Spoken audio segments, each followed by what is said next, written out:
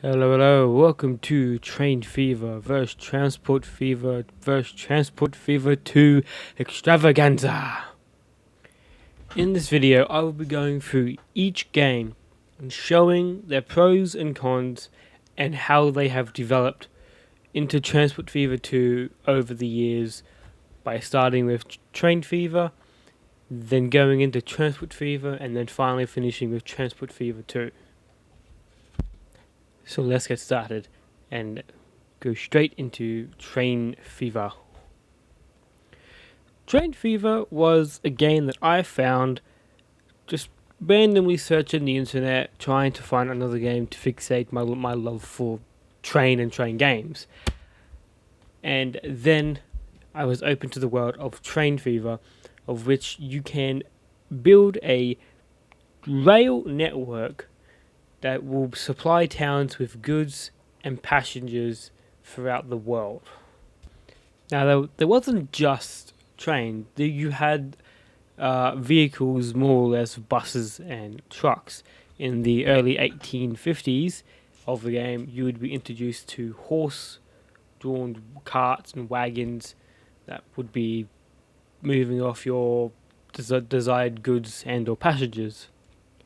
And that was pretty much it. The game had the option for roads, but it was purely based off of using trains and making a train network. These were just little side-ons that you could use to do a bit of more of a cheeky transport for passengers. For an example, you stick bus stops around the towns and then have them transport to the station, and then the station will take them to their destination. But when it comes down to it, those routes were pretty much useless.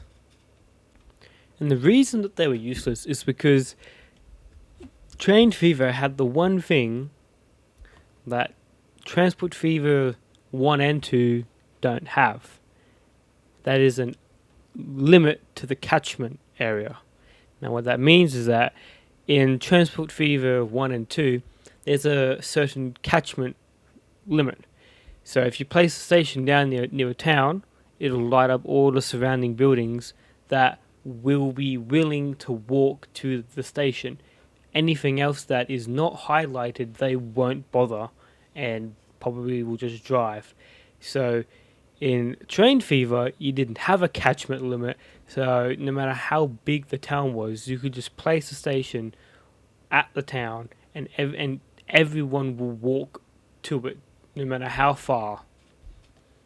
And it made the game really easy to play, because all you really needed to do is just put stations on every town, connect it all up, and you would be set for a couple years. So yeah, that's pretty much the basics of the game. Now, something that you would notice between Transport Fever and Train Fever is that the graphics and the HUD. The graphics in Train Fever, more or less the towns, the color palette for the towns seemed kind of dull and dark as compared to Transport Fever, where it's a more vibrant kind of color palette. It's a lot more brighter, a lot more like less dark, less smoggy kind of feel.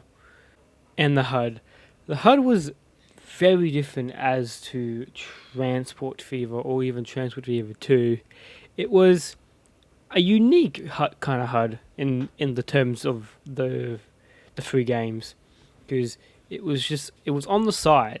Your building tools were on the right hand side of the screen, and it had a white background for all the boxes. It was very basic, so to speak, very basic, but it did its job and it did it well. Now let's move on to subcategories. We're going to start off with trains and focus on what they did in the game, and then go on to trucks and so on and so forth. So besides the catchment limit, which was pretty much universal for anyone really, for any of the trucks, the bus stops, or anything really, there was a unique way of placing stations in this game, where usually in Transport Fever you can place it anywhere and then you can hook it up to roads or whatever. In Train Fever, you had to connect it to the road to begin with, and it was an interesting system on how you have to curve it around a point of where the road is in order to angle it, because you wouldn't be able to place it anywhere else if it wasn't mandatory connected to the road. The track building. The track building was the most unique kind of aspect because it was so basic at the time. So, unlike in the most recent up to date games or Transport Fevers, you could really only do a limited amount of things. So, you can do switch tracks, you could do cross X junctions, but you couldn't cross over tracks. So, let's say, and let's imagine you got 3 track lines, you can't have a track switch from track 1 all the way over to track 3 going through 2.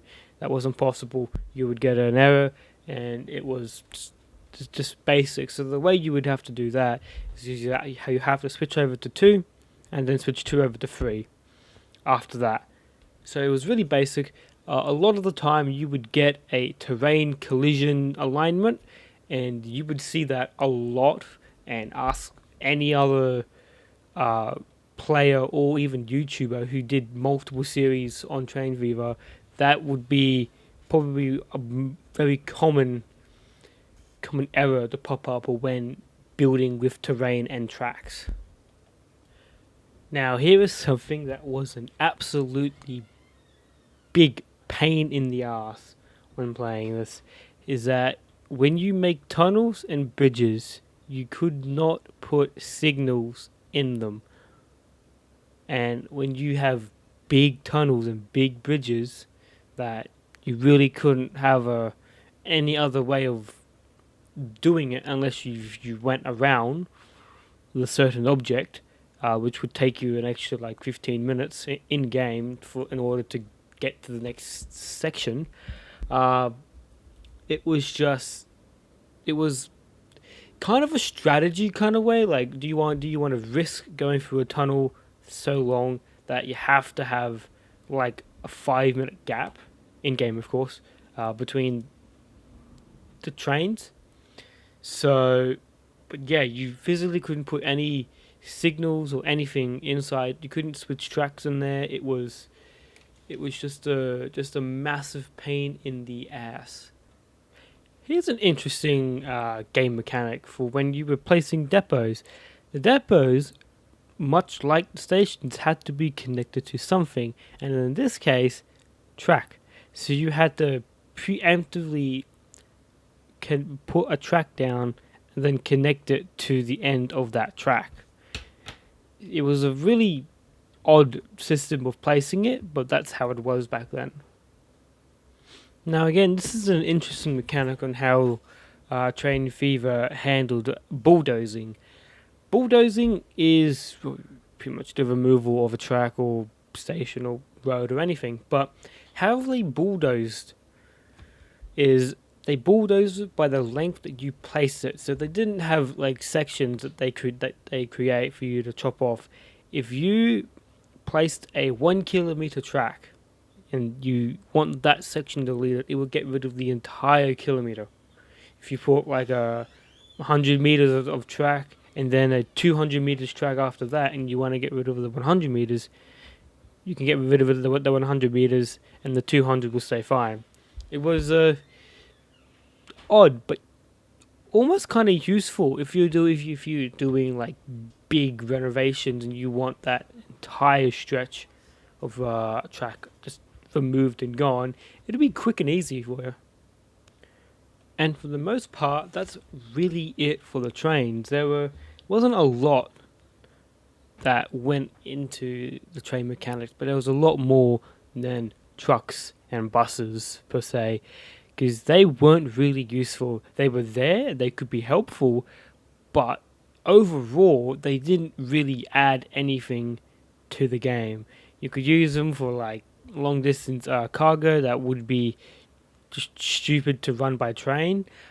But in terms of passengers, more specifically passengers, to be like transported to the stations and whatnot, they just weren't really that useful because everyone will just walk. So there was no need. There was really no need, and you could just make a fortune off of that overall. Now, the real reason that I think this game was lacking is because it only really had two main transport mechanics, and that was people and goods. Now, in Transport Fever, you get multiple different goods. I believe up to 8 minimum, I feel. And because Workshop is Workshop and they're amazing, you could get Workshop mods that increase that to like 15, and it's massively sophisticated and hurts your brain at night. But for Train Fever, goods were pretty much anything. If you put oil into an oil refinery and send that off to a factory, it'll make goods. Wood planks to factory, goods. Like everything that you did would be turned into goods. So there wasn't really any benefit for going for a more sophisticated tech tree like coal and iron into a steel place, make steel, and then send that off to make goods from a steel factory or whatever. It wasn't really useful to go for the higher up end kind of style industries. My overall thoughts for this game is that it was too easy. There wasn't much in the game in terms of content to counteract how simple it was, but this game is an essential to the future games that we have now, because this is the base. This is where they started. If they were going from like betas to alphas, this would be the first one that they would come out with, because in the years they have evolved this base game into what it is now. And we wouldn't have had that if we didn't have Train Fever as a base game to start off with. And we're about to find out what changed in the next game. Moving on to Transport Fever. Now immediately when you load up the game, you'll see a nice difference of looks a lot brighter, it looks a lot nicer, and the towns look a lot more alive compared to the other ones in Train Fever. And of course the HUD has been completely redone and it looks a lot better than it did in Train Fever. Now they've taken what Train Fever had and they've just revamped it and made it better. And this is why that I really strongly believe that Train Fever was a base game to bring all of this up. Now the big change that was in Transport Fever 2 compared to Train Fever is the introduction to boats and planes, having 4 types of transport in the game. Now there is trams. Trams kind of come under roads, so I'm going to put them under the road and truck category. Now what they also did in Transport Fever is that they did increase performance, because come late game in Train Fever you would just start to tank on FPS. It got really bad. So one of the main focuses was a lot of performance. They had a bunch of performance updates during the release and got it up to a pretty good standard in the long run. They did add a couple of tiny additions, a better renaming system, a color changing system that you could turn your vehicles into a certain color. They more or less worked on the base vehicles in the game than anything that you would get in the workshop. Some workshop items were compatible, but not a lot of them. And for an example, for this line here, for the stone line, I made one train black and one train yellow, and simply for the reason Oh, every time they go past, I'm just hearing Wiz Khalifa's Black and Yellow in my head, and whenever they go past. In Transport Fever, this is when they brought in the catchment limit. Now, I explained it before, I'll go over it again. Anyway, the catchment limit is how far people are willing to walk to get to the desired bus stop or station. And it made the game actually have a use for buses in towns. It made you, as the player, use buses to transport people to stations so then they could go off to different towns and everything else. A big change that they added to Transport Fever is the addition of more and unique cargo. There was, I believe, a minimum of 8. I can't remember off the top of my head, but you had food, you had construction, you had steel to go into steel tools, to make machines, it was just a lot. There was a lot more cargo related stuff that you could do to supply to towns that they could all need. They all needed. Construction would, in my opinion, boost the town's growth a lot faster. Now, I've only really start off with construction, and it's just because it's the easiest to do. You put stone to construction and then send it off, really.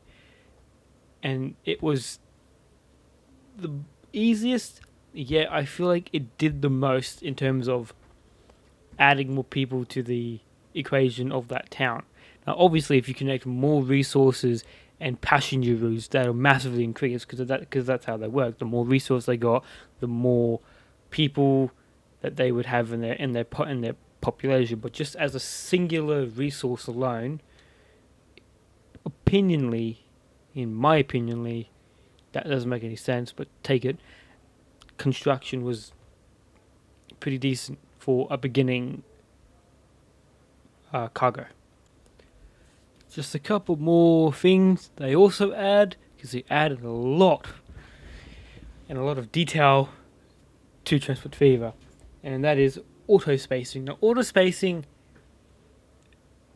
does what it says on the tin. It auto spaced out the trains or trucks. It wasn't a massive notice. It would slowly stretch out all the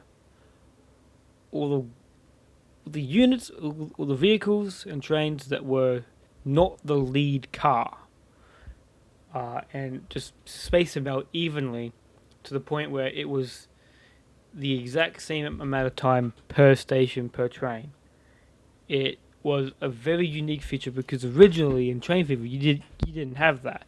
You had to manually do that, so you would have to, spawn 4 trains, send one off, stop one, and then wait for him to pass a certain point, and then let him go, and then let the other one stop and go. And it took a lot of time to space out because you can't just have them all butted up along the route. You have to space them out even to be most efficient, and that was one of the things that they added. Another thing that they also added rust when old, so you can tell how old a vehicle is just by looking at it, because it has all the rust all over the train or truck, which is a nice detail that they added. One last feature that they added before we can start moving on to the vehicle differences is that weight and power change as to what you have. So for an example, if you were to add 1 steam train to 5 carts or whatever, the steam train would have its set power and traction rate. If you were to add a second steam engine, that would double or add whatever the steam train that you added. So let's just say we've added 2 steam trains to the front of our train, and they're the same. So a double header with the same engine. that would boost their power. So if one engine was 200 power, whatever the hell the symbol is, and you add a second, that would boost it to 400. It wouldn't change its speed, it would increase its weight, and weight also increases when you have cargo. So when you have people, they increase the weight of your train. If you have coal, stone, or any other goods on your train, that would also increase it, alongside with road vehicles, trams, boats, and planes. All of it will all increase your weight, and if you add more, you get more. So let's get started with trains. What they did with trains is that they made the track tool so much more easier. They made it more free flow and less issue with terrains. And this is where we could do a whole bunch of the switch junctions that were not capable in Train Fever, where we could jump across 20 tracks if we so need to, cross over junctions, put signals on bridges, put signals in tunnels. It was just a complete revamp of what the track tool was in Train Fever, and everyone loved it. A couple other things that they added is that the depots can be placed anywhere alongside with the stations. They don't have to be connected to a road. They will in the long run, but for the initial placement, no, you don't have to anymore. You can place it anywhere, which means you can line up buildings a lot more easier and have it look a bit more nicer, and then you can figure out where you're going to put the tracks and all that later. They also added a first-person camera, which everyone was shocked about and was ecstatic about too. More specifically, the train-loving lords, I'm going to now call them, because it was just nice to go through your network and in a first-person camera. Obviously, it wasn't just for trains; it was for boats and every other transport that you have, but for the most case, most of us used it for the train routes that we made, and we could also use it under tunnels, because originally tunnels were just a train going into blackness, but you could go underneath the tunnels and look inside with actual tracks and see trains pass on the opposite side inside the tunnels, which is pretty cool. Trucks and buses, they made them useful in this game. One of the big things that they did is make you kind of use them in a way, but it wasn't necessarily a bad thing. It was good because then you had to manage as well as traffic, because traffic did become an issue alongside every other transport that you have set up. So it was really useful. They gave you a lot more road tools alongside that as well, giving you more lanes, also giving you trams for an additional passenger transportation route, which was really nice. So they actually made that type of transport useful, which was one of the big things that they were missing out on in Train Fever. Boats. Boats. Now, I did not really use boats per se. I did for the recording that I have on screen now. Look, boat there. And for the most part, it wasn't that beneficial. It made a couple $1,000s. It didn't actually start making money until like 5 years after I had set that route up between 3 towns.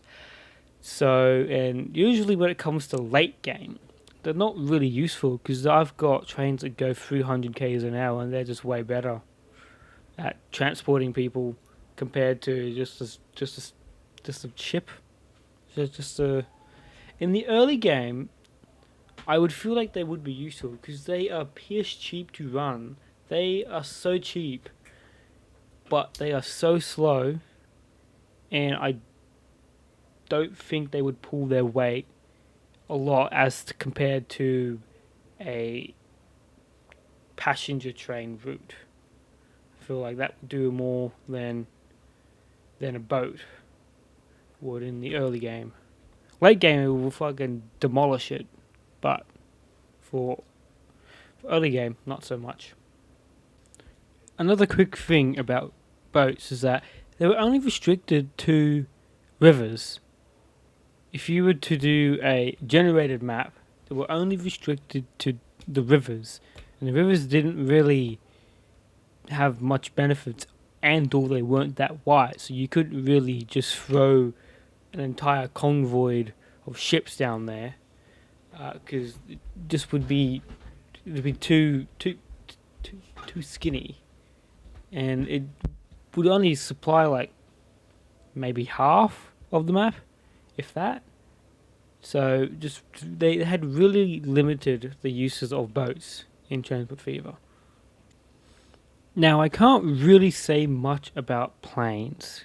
I didn't really use them as much. I only really focused on my trains, and that was it.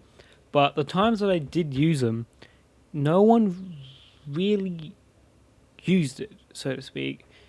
They were there, they would go really far distances that would completely blown away train distances, like from one end to the map to the other. And no one really used it. No one really just jumped on and had a go at it. So whether they were good and efficient is beyond me. I don't really have opinion and or answer for that, because I just never really touched on them. But the times that I did use them, I did not get any popularity to the routes that back then. Now we get to the big boy, Transport Fever 2. Now, I am currently doing a series on Transport Fever 2, so this is where this footage is coming from, which is why it's so far in, as compared to all the other footages from Train Fever and Transport Fever.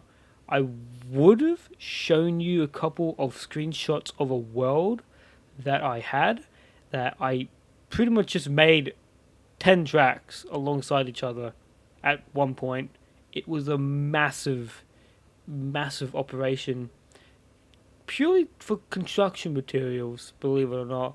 But I don't know where those photos went. I had them saved somewhere, but I think they got wiped. But for Transport Fever 2, they have massively increased graphics.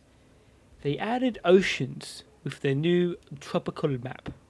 Now, I'm going to say this right now. The tropical map, I think, is the most important thing that they've added into this, and I'll explain why in future time.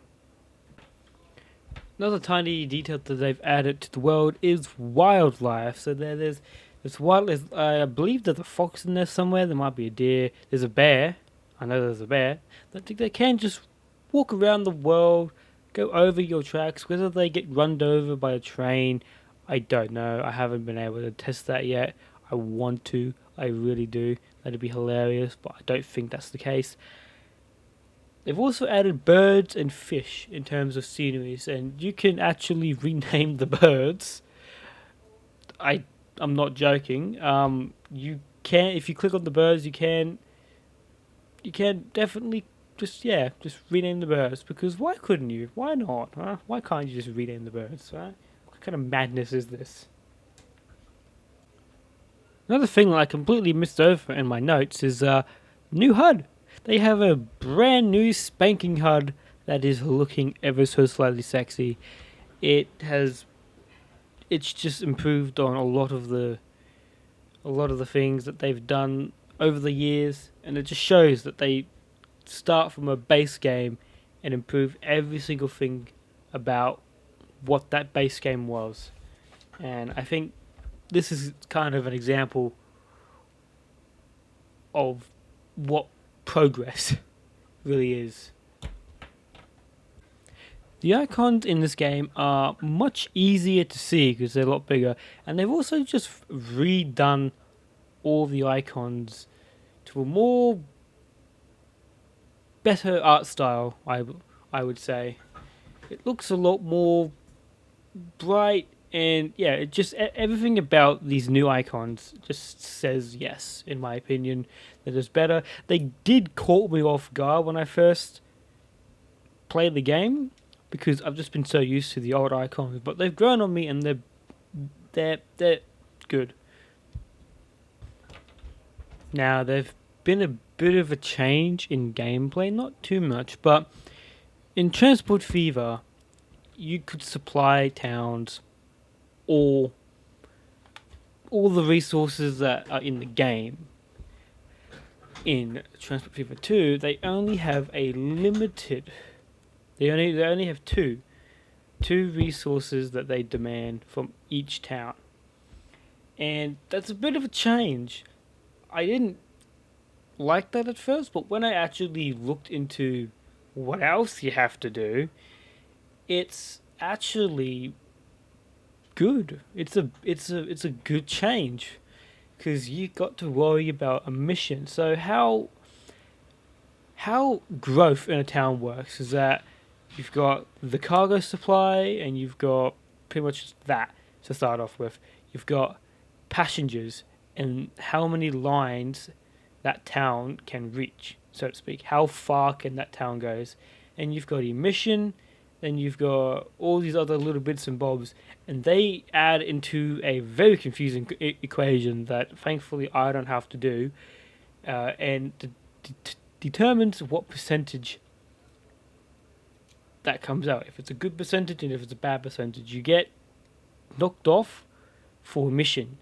So if you make a better emission, the more people you can get, because the less that negative percentage would be.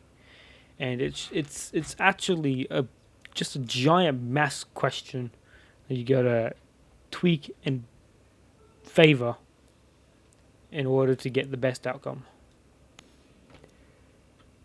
Now they've done even more stuff to road vehicles, making them even more useful with the introduction to highways.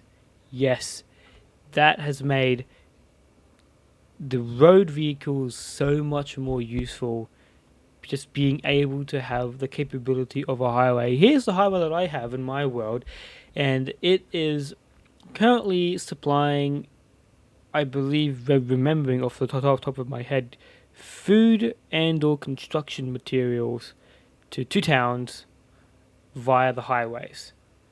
And alongside road tools, they've also added traffic lights to help increase flow. Now, usually, if you're a city skyline veteran, or just you know the basics of traffic in that game, a lot of the time, traffic lights don't do anything. They just don't. They cause even more traffic. But I've noticed in this, they do. They help. They actually help in this game, and it is actually genuinely surprising because most traffic lights in games like this just don't. You do have preset like roads in the game as well, so you have like highway junctions like you would in city skylines. You've also got roundabouts. I haven't tested the roundabouts yet, not sure how well they will do, but I haven't needed to yet, which is a good thing. So yeah, they've just done a lot of like helping you, making you use more different transports than just the same one over and over again. It has been future time now, so now I'll go through why I personally believe that adding the tropical map has been the best thing that they've added to this game, despite all the other features. Is that it makes every single different transport unique in a way that you kind of have to use them, because trying to build a bridge, a train track bridge from an island, is an arm and a leg. It'll just be cheaper overall to use a boat or even an airport for that matter. And building a road over there is also expensive as well. And just having the fact that you could do more with every single piece of transport that you have. You could do more with planes. You can do more with boats. Roads are even better now with the new highways and the extra roads that they have. You could have so much more like control over what you can do with the land. It's overall the best thing that they've added, because you have to kind of use everything in order to not make yourself look stupid just by building a 15-kilometer train track from an island to a different island, and to also not make you go bankrupt in doing so, because it is not cheap to just build bridges all over the place. And it looks a lot nicer when you have a lot more boats and planes all mixed together, working together in your big network. Couple more things, and then we'll get straight into all the categories. More terrain tools. They've added a lot more customization to your world in the form of just overall better tools. And I believe they've updated this during my gameplay, because at first the area that you could terraform was so tiny, even for the largest one. When I came back to reuse it again after having a terrific nightmare making the big land plateau for my main hub, because that took me so long, because it was just so tiny, and I was also using the wrong tool. But it got bigger, because it was the same size as the large, as a medium when I came back a couple of days later to replay it, and then when I increased it, it became huge. So they've really focused on that, as well as planting assets, trees, rocks. You can just decorate the world as you want freely with no issue. You can get rid of it too. You can clean it up all nice and good, or you can put it down, place it down, make it look nice. And the last thing before we move on is just a little bit of a unique, cool kind of thing. You're in your real life time for where you are, and the date gets put in to the game, because there's an achievement that is reach the present.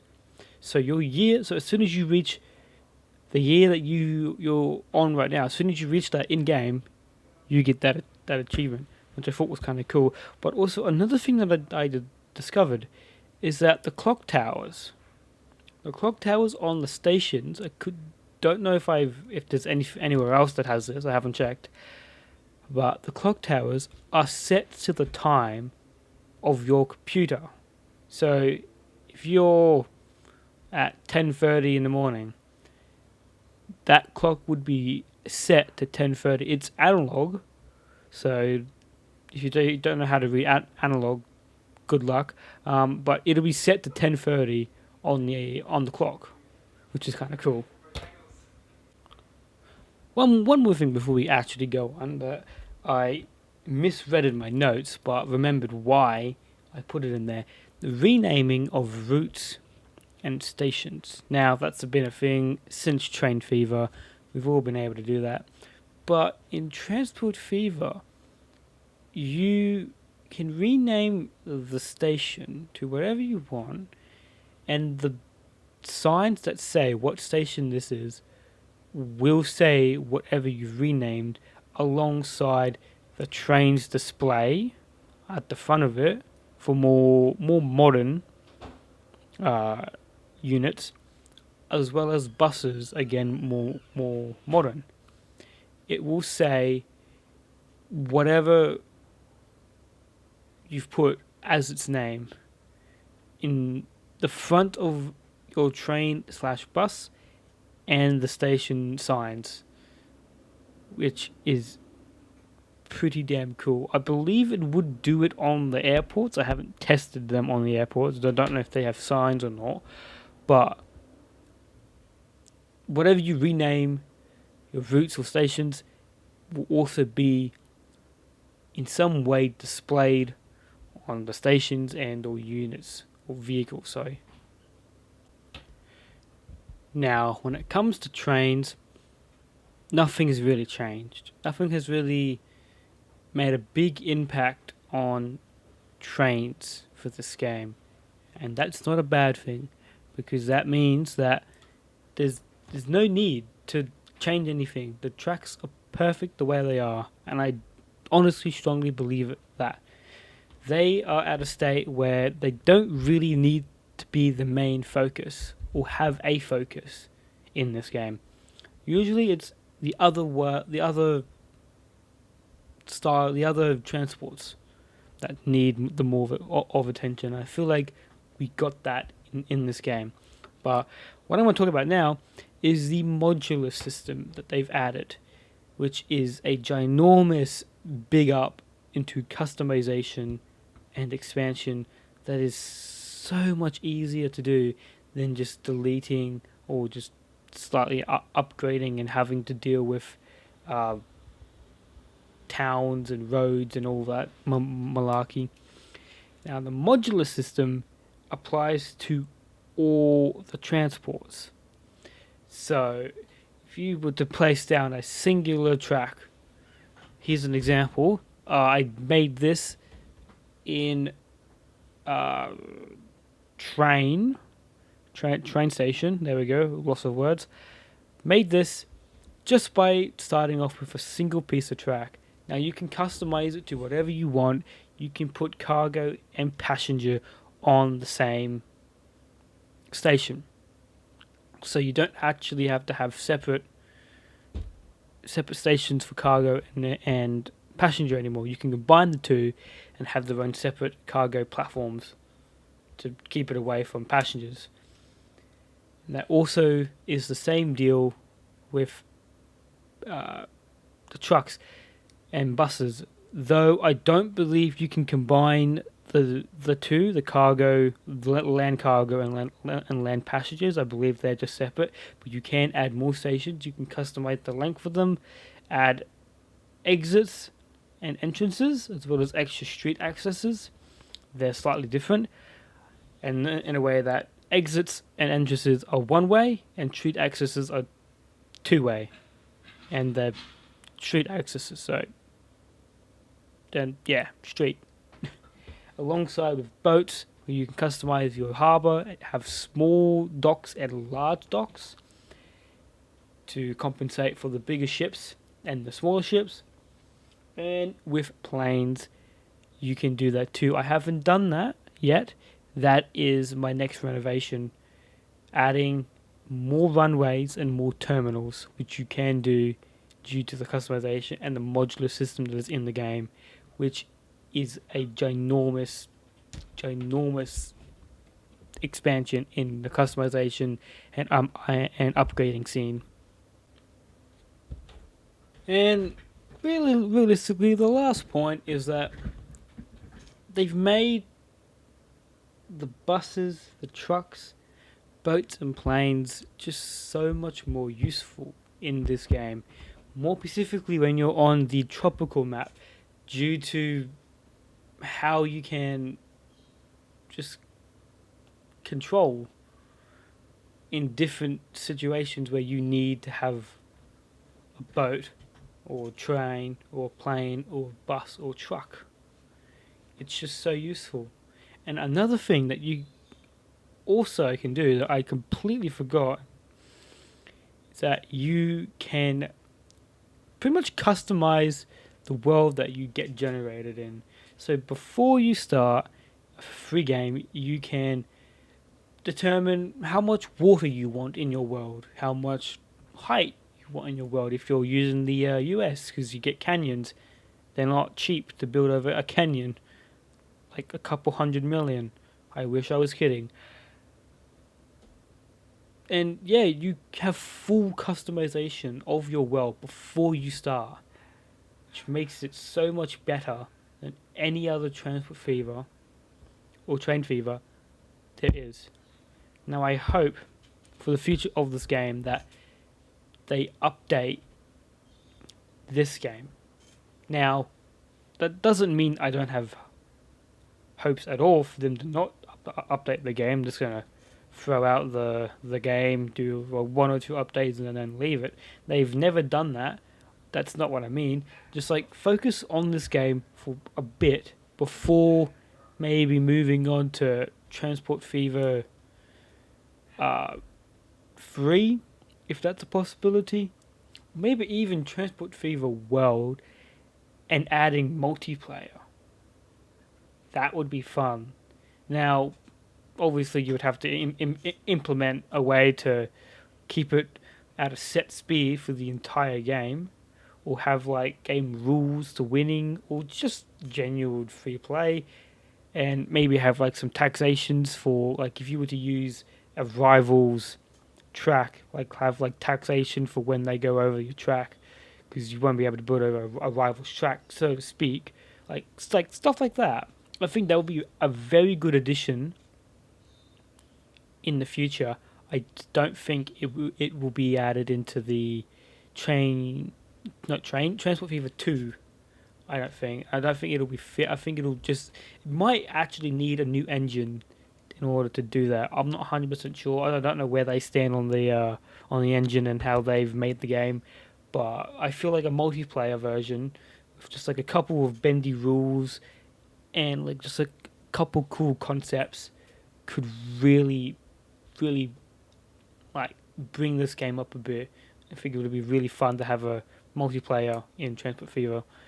So, but yeah, that's my opinions, and that is it for this video. I've gone through everything that I've noticed in my opinion.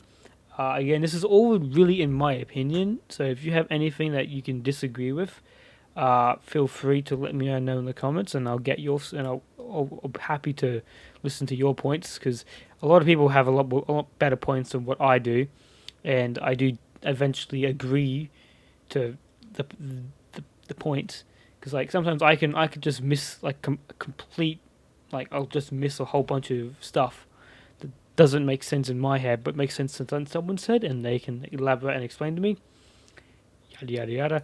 And yeah, if you wish to see more of this or anything to do with Transport Fever 2, again, I do have that series coming out.